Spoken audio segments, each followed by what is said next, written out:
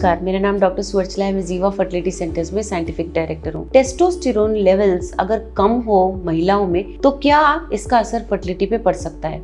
Testosterone ऐसा सोचा जाता है कि मेल हार्मोन है, बट ये जान लीजिए कि औरतों में भी टेस्टोस्टेरोन का लेवल्स ठीक होने से ही ओवरीज ठीक से फंक्शन कर सकते हैं, होल बॉडी भी ठीक से फंक्शन कर सकता है। ये प्रोड्यूस होते हैं ओवरीज और एड्रिनल ग्लैंड्स द्वारा। टेस्टोस्टेरोन बहुत जरूरी होता है बोन डेंसिटी मेंटेन करने के लिए, मसल मास मेंटेन करने के लिए और सेक्सुअल ड्राइव के लिए भी औरतों में। और जब ये लेवल्स बहुत कम हो जाते हैं तो ये फर्टिलिटी पे भी असर दिखा सकते हैं। आज हमारे टॉपिक में हम ये देखेंगे कि लो टेस्टोस्टेरोन रहने से फर्टिलिटी पे कैसे असर पड़ता है और इसको ट्रीट कैसे किया जाता है। पहले तो लो टेस्टोस्टेरोन और ओव्यूलेशन के बारे में बात करेंगे। टेस्टोस्टेरोन बहुत इंपॉर्टेंट रोल प्ले करता है एग प्रोडक्शन के लिए, रिलीज के लिए ओवरी से। इस प्रोसीजर को हम ओव्यूलेशन कहते हैं। जब औरतों में लो लेवल्स ऑफ टेस्टोस्टेरोन नामक हार्मोन अगर कम हो तो इरेगुलर पीरियड्स का होना या अंडे का रिलीज नहीं होना देखा जाता है, जिसकी वजह से उनको प्रेगनेंसी में दिक्कत होती है। और अगर लो टेस्टोस्टेरोन हो तो ये भी देखा गया है कि एग क्वालिटी में घटोती होती है, यानी कि एग क्वालिटी कम हो जाता है, नंबर भी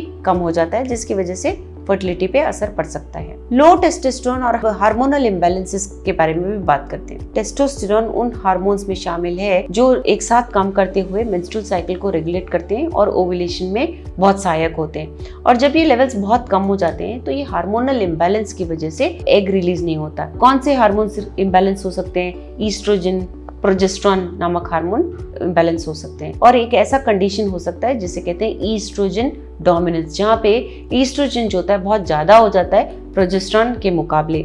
ईस्ट्रोजन डोमिनेंस होने के कारण बहुत सारे सिम्टम्स हो सकते हैं, जैसे इरेगुलर पीरियड्स होना, वेट गेन होना, मूड स्विंग्स होना। इन सभी के कारण भी आपके फर्टिलिटी पे असर पड़ सकता है। और लो टेस्टोस्टेरोन का पॉलीसिस्टिक ओवेरियन सिंड्रोम के साथ भी संबंध होता है। पीसीओएस एक ऐसा कॉमन हार्मोनल डिसऑर्डर है जिसमें इरेगुलर पीरियड्स का होना देखा गया है, और ये अक्सर उन महिलाओं में देखा गया है जो बच्चे पैदा करने के एज के अराउंड होते हैं। इनमें बहुत ज्यादा लेवल्स ऑफ एंड्रोजेंस होते हैं, जैसे कि टेस्टोस्टेरोन। इसकी वजह से बहुत सारे सिम्टम्स हो सकते हैं, इरेगुलर पीरियड्स का होना, वेट गेन होना, एक्सेस हेयर ग्रोथ। और पीसीओएस की वजह से इंसुलिन रेजिस्टेंस भी हो सकता है, जिसकी वजह से हार्मोनल लेवल्स डिसरप्ट हो जाते हैं, यानी कि उनमें प्रॉब्लम्स आ सकते हैं। ये ट्रीट कैसे किया जाता है? अगर लो टेस्टोस्टेरोन लेवल्स हो तो पहले तो ये देखा जाता है कि हो क्यों रहा है। जैसे कि उदाहरण के तौर पे अगर लो टेस्टोस्टेरोन हार्मोनल इम्बैलेंस की वजह से हो रहा है, जैसे कि पीसीओएस वगैरह, तो मेडिकेशंस दिए जाते हैं, जैसे कि बर्थ कंट्रोल पिल्स हो गए या एंटी एंड्रोजन ड्रग्स हो गए, जो आपके हार्मोन्स को रेगुलेट करेंगे। यही नहीं, आपके लाइफस्टाइल को भी बदला जाएगा, जिसकी वजह से वेट लॉस हो सकता है। एक्सरसाइज को जरूर इंक्लूड करना चाहिए, जिससे टेस्टोस्टेरोन लेवल्स इंप्रूव होंगे और फर्टिलिटी में आपको बाधा नहीं हो सकती। टेस्टोस्टेरोन अगर लो हो तो प्रॉब्लम तो होता है जरूर, बट ये रिवर्सिबल प्रॉब्लम है।